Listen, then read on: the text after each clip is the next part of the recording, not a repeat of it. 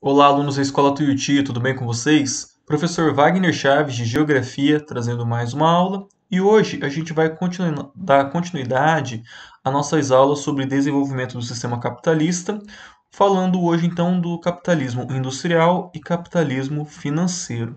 Então, vem comigo. Bem, pessoal, a gente parou nossa aula falando do capitalismo mercantil, né? Aquele período, aquela fase mercantilista do capitalismo que foi muito importante porque permitiu o acúmulo de dinheiro. As pessoas passaram a utilizar mais moeda, a gente teve uma circulação de mercadorias muito grande e a gente teve o desenvolvimento da indústria manufatureira, indústria com as mãos, essas oficinas de artesanato. E na Inglaterra, no século XVIII, a gente consegue observar o início da indústria maquinofatureira, ou seja, não mais feito com as mãos, mas feito com as máquinas. E por que que isso aconteceu na Inglaterra? Nós chamamos isso de Revolução Industrial. Isso aconteceu na Inglaterra, pessoal, porque, primeiro, era um país muito rico. Nessa fase mercantilista, a Inglaterra ela saiu um pouco atrás de Portugal e Espanha, mas ela conseguiu novos mercados na África, conseguiu mercados na América, como os Estados Unidos, mercados na Ásia, na Oceania. Então, era um país extremamente rico, com várias colônias, tinha um mercado muito grande. O que é ter um mercado? Ter pessoas para quem ele possa vender. Era muito grande. Tinha minas de carvão e minas de ferro que permitiu esse início da mecanização, da formação das primeiras fábricas, dessas primeiras máquinas, da máquina a vapor, do trem. Então, tudo isso a gente tinha na Inglaterra. Era o cenário perfeito para a gente ter a Revolução Industrial. E é a partir daí, pessoal, que a gente inicia uma nova forma de produção, que é o DIT, Divisão Internacional do Trabalho. Eu tenho certeza que vocês já sabem o que é divisão do trabalho. Cada pessoa realiza parte do processo produtivo. Então, vamos usar o exemplo do Adam Smith e da fábrica de alfinetes. Um vai separar o arame, o outro vai dobrar, o outro vai apontar e o terceiro vai fazer o fecho do alfinete. Isso você consegue potencializar a sua produção é, em muitas vezes. Você vai conseguir produzir mais em menor tempo. Agora, a divisão internacional do trabalho é quando um país se especializa em uma determinada parte do processo produtivo. O que eu quero dizer com isso? Nesse cenário, pessoal, a Inglaterra ela saiu na vanguarda da produção de matéria de bens de consumo, mas ela precisava do quê? De matéria-prima. Então, alguns países se especializaram em produzir matéria-prima. Quais são eles? Os países que eram pobres: Brasil, demais países da América, alguns países da África e da Ásia. Então, por exemplo, os Estados Unidos conseguia fornecer muito algodão para suas fábricas, o Brasil fornecia café, outros países forneciam soja, milho, matérias-primas ou minério de ferro, que iam para as metrópoles, para países como Inglaterra, que iam para os Estados Unidos. Lá, esse material ele era beneficiado e voltava então mais caro, com valor agregado, para esses mercados mais pobres. Vou dar um exemplo aqui. O Brasil é um grande produtor de soja, correto? E aqui no Brasil a gente tem a própria indústria de trabalho da soja, né, de beneficiamento da soja. Então ela vai virar óleo, ela vai virar margarina. Agora, imagine o seguinte caso. O Brasil não tem essa indústria no Brasil. Então ele tem que exportar soja para a Inglaterra ou para os Estados Unidos. Lá nos Estados Unidos, essa soja vai virar óleo, vai virar margarina e é aí que nós vamos comprar. Quem que você acha que está pagando mais? A gente que está vendendo soja para os Estados Unidos ou os Estados Unidos que vende essa soja processada em formato de óleo ou de margarina para a gente? Nós. Nós estamos pagando mais por esse produto, mesmo que a matéria-prima tenha saído daqui. Então, é nesse cenário que instaura esse período de capitalismo industrial. Esses países que detinham a capacidade de transformar a matéria-prima com grandes fábricas, com grandes conglomerados de empresas, eles conseguiam produzir e revender para os demais países que não conseguiam fazer isso. Então, nesse período, a gente vai ter logo, logo, ali no século XIX, entrando no período de neocolonialismo. A gente chama de colonialismo esse processo que o Brasil passou ali do século XVI até o século XVIII, na qual ele era colônia de Portugal. As riquezas do Brasil saíam daqui, iam para a metrópole em Portugal, e Portugal revendia, repassava ou até mesmo manufaturava e mandava de volta para o Brasil, por exemplo. Isso aconteceu também em toda a América Espanhola, da Argentina até o México. Já o neocolonialismo é esse mesmo processo, entretanto, na África e na Ásia. Então essa imagem, e eu gosto bastante dela, faz anos que sempre que eu dou aula, eu gosto de pegar ela, porque ela mostra a Rainha Vitória da Inglaterra, um líder da Prússia, um alemão, um francês, dividindo uma pizza ali com o nome China. Então a ideia do neocolonialismo era realmente dividir áreas do globo. Olha, essa porção de terra vai ficar com você, essa vai ficar com você, essa com determinado país. E foi uma corrida para nesse processo de neocolonização para porque você conseguia mais matéria-prima e conseguia, sobretudo, mais mercado consumidor para você conseguir vender. Então, nesse cenário do século XIX, surgem aí diversas potências imperialistas. França, Inglaterra, Estados Unidos, procurando o quê? Seu espaço na África e na Ásia. Né? Então, nesse cenário aí do século XIX, a gente vai ter essas pessoas que buscavam de fato um pedacinho da África para chamar de seu. A gente teve o caso do rei Leopoldo II, da Bélgica. Ele simplesmente chegou num cartório e falou: Olha, essa terra aqui agora é minha. Essa terra era a República Democrática do país, que hoje é a República do Congo. Ele simplesmente foi, registrou no nome dele e falou: Olha, essa terra aqui é minha, eu vou fazer comércio com ele, eles vão produzir, na época, látex, borracha, para mim, não era nem para a Bélgica, era para mim. Então, esse era o cenário dessas potências, essas potências capitalistas imperialistas.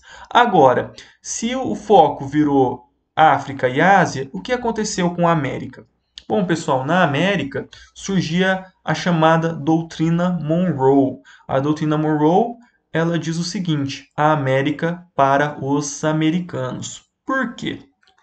No século XIX, começa os processos de independência. O Brasil se torna independente de Portugal, a Argentina, México, Peru, Bolívia, Venezuela, Equador se tornam independentes da Espanha. O próprio Estados Unidos, um pouco antes, havia se tornado independente da Inglaterra. Então, a princípio, a ideia era a seguinte: olha, os países da América, eles têm que ser independentes, eles não podem ser colônias de outras potências. Mas, na verdade, o que ela dizia é o seguinte: olha, a área de exploração América pertence aos Estados Unidos. A gente não quer Inglaterra, França, Holanda, Portugal e Espanha aqui. A área da América é uma área de influência dos Estados Unidos. E já nessa época, os Estados Unidos surgiam como potência. Lembre-se das diferenças da colonização de exploração e a colônia de povoamento. Nos Estados Unidos, tem fábricas lá desde muito cedo. Quem foi para lá não tinha ideia de gerar riqueza e mandar para a Inglaterra. Era para ficar lá, trabalhar lá e gerar mais riqueza lá. Então, os Estados Unidos saiu como potência muito cedo e já buscava estender essa influência aonde ele conseguia. No caso, na América. Ele não conseguia projetar força na África, nem na Ásia, mas conseguiria criar uma bolha de influência na América. Beleza? Aí, pessoal, nós saímos do século XIX, entramos no século XX. Falamos agora do capitalismo financeiro. O que acontece no século XX? Foi um século extremamente conturbado. Ele começa ali em 1914 a 1918, Primeira Guerra Mundial, que tem origem nessas brigas de potências imperialistas aqui.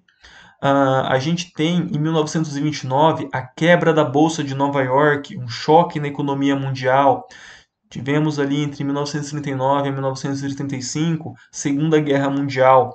Então a gente pode perceber que foi um século bastante agitado.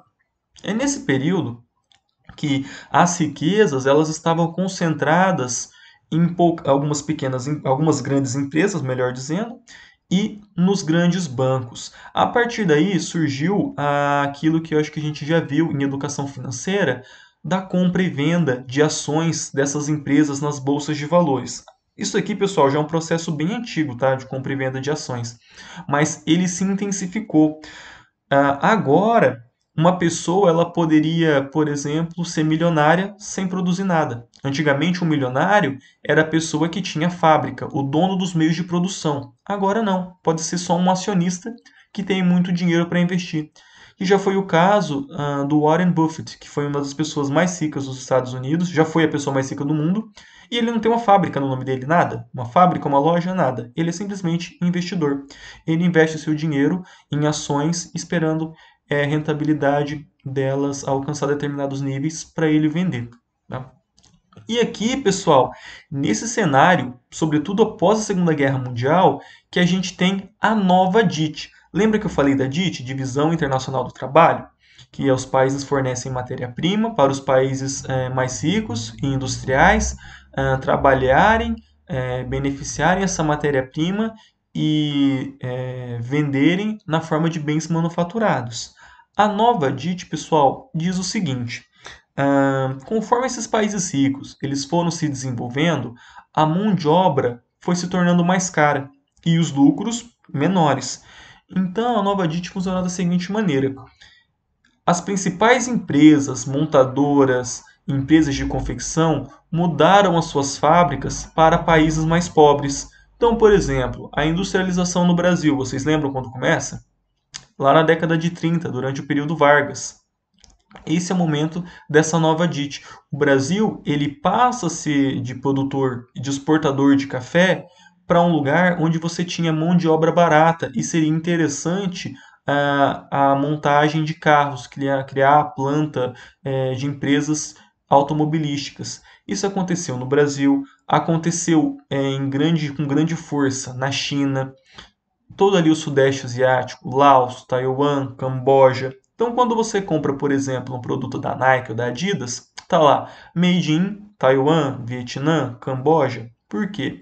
É mais barato manter essas fábricas lá nesses países onde a mão de obra é barata do que manter, por exemplo, na Europa ou nos Estados Unidos, onde o custo do funcionário é maior. E esses países ricos, o que eles fazem agora, já que as fábricas foram todas para esses países mais pobres? Agora, pessoal, eles desenvolvem tecnologia, que são coisas muito sensíveis que eles não querem levar para os países mais pobres e que justifica o salário alto que eles pagam na Inglaterra, nos Estados Unidos, na Europa como um todo. Então, a gente teve essa transferência das fábricas, a gente vai chamar de descentralização. Ela sai de um país rico, vai para um país pobre, e à medida que esse país vai se tornando mais rico e essa empresa começa a não ter tantos lucros, ela vai o que? Procura um outro país. Eu estou quase prevendo para vocês. A gente teve esse processo aqui na América, muitas dessas plantas foram para a Ásia. Agora, por conta do coronavírus, muitas fábricas na China já estão querendo mudar as suas plantas para outros países, como o Vietnã, e logo logo vai ser o período da África, porque esses países do Sudeste Asiático eles vão ficar ricos, vão se desenvolver e não vão querer mais receber uma miséria de salário. Então você vai para para o lugar mais pobre. Então, pessoal, a gente consegue perceber aí, fazendo agora uma catarse desse capítulo, né, que era a riqueza e pobreza das nações. Por que um país é rico? Por que um país é pobre? A gente pode pensar primeiro, um país rico. Ele teve colônia. Então, a Inglaterra teve colônias, os Estados Unidos já teve algumas colônias, ou teve pelo menos zonas de influência. Agora, nem todo país que é rico hoje teve colônia. Por exemplo, a Austrália. A Austrália é o contrário. A Austrália foi colônia da Inglaterra, colônia penal ainda. Os criminosos da Inglaterra iam para a Austrália. Mas, sobretudo, como que a gente consegue fazer um país rico? Um país rico, pessoal, primeiro, é um país com educação. Segundo, é um país que desenvolve ciência e tecnologia. Por quê? Isso que tem valor agregado. Você vende soja, tem o seu valor, porém não tem valor agregado no mercado. Agora, você vender computador, você vender satélite, você vender instrumentos celulares, esses instrumentos que possuem tecnologia, é isso que vai trazer a riqueza para um país. Educação, ciência e tecnologia. Essa é a receita que todos os países que eu conheço, e vocês podem procurar, seguiram essa receita. Ciência, educação, tecnologia. Japão, Coreia, Estados Unidos, Inglaterra, países da Europa, Canadá, Austrália, Nova Zelândia, todos eles seguiram essa receita. Beleza, pessoal? Eu vou ficando por aqui. Peço que vocês fiquem em casa, que vocês lavem as mãos constantemente. Qualquer dúvida, é só me consultar nos canais de comunicação da Escola Tuiuti, no Sistema Delta ou no Plural. Um abraço e até mais.